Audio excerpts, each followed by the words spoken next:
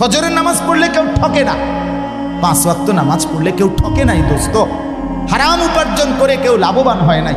গুনাহ কাউরে তৃপ্তি দেয় না, গুনাহ কাউরে, কোনো সুদখোর তৃপ্তিতে নাই, কোনো ঘুষখোর তৃপ্তিতে নাই, কোনো কিস্তিওয়ালা তৃপ্তিতে নাই।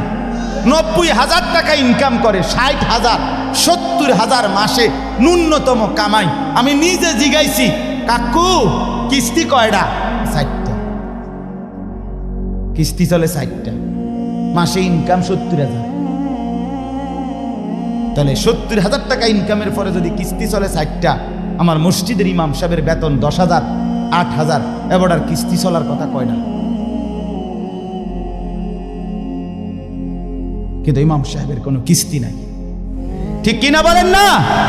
ইমাম সাহেব কিস্তিও নেয় না, এশার নামাজের পরে ফজর পর্যন্ত চুরিও করে না, ডাকাতিও করে না। বেটা মালিকের ঘরে সেজদা করে, আল্লাহর ঘরের গোলামি করে, খোদার 30 দিন 10,000 টাকা দিয়ে বউ বাচ্চা নিয়ে ইজ্জতের সাথে হাসি মুখে ধোয়া সাদা পরিষ্কার পায়জামা পাঞ্জাবি পরে আল্লাহর জিন্দিগি, আল্লাহর দুনিয়ায় জিন্দিগি কাটায় ফেলে।